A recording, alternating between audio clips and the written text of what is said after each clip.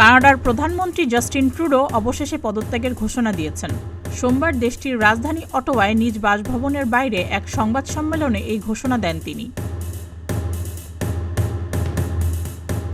ঘোষণায় ট্রুডো বলেন, তার দল লিবারেল পার্টি একজন উত্তরসূরি বেছে নেওয়ার আগ পর্যন্ত দেশের প্রধানমন্ত্রী ও দলীয় প্রধানের দায়িত্বে থাকবেন তিনি।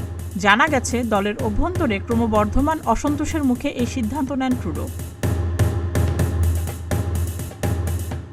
একজন জনপ্রিয় রাজনীতিবিদ কেন পদত্যাগ করলেন? ট্রুডোর আকাশচুম্বী জনপ্রিয়তা কেন এত নিম্নমুখী হলো? তা নিয়ে তুরস্কের সংবাদ মাধ্যম টিআরটি ওয়ার্ল্ড একটি প্রতিবেদন প্রকাশ করেছে। পরিবেশ সুরক্ষা নিয়ে ট্রুডোর লিবারেল পার্টি ব্যাপক সমালোচনার মুখে পড়ে। জলবায়ু সংকট মোকাবিলার ক্ষেত্রে কার্যকর পদক্ষেপ নিতে ব্যর্থ হওয়ার অভিযোগ ওঠে।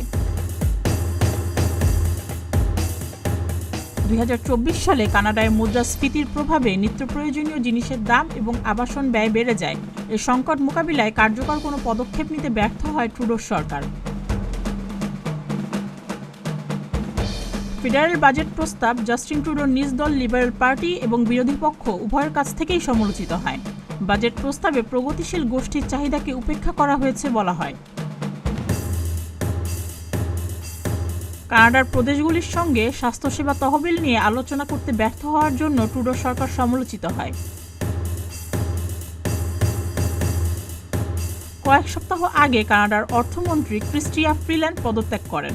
ট্রুডোটাকে কম গুরুত্বপূর্ণ একটি পদ দিতে বলার পর তিনি পদত্যাগ করেন। জানা যায়, বাজেট নিয়ে মতবিরোধ তার পদত্যাগের কারণ। 2024 সালের জুনে টরন্টোতে একটি বিশেষ নির্বাচনে লিবারেল পার্টি তাদের সবচেয়ে নিরাপদ একটি আসন হারায়।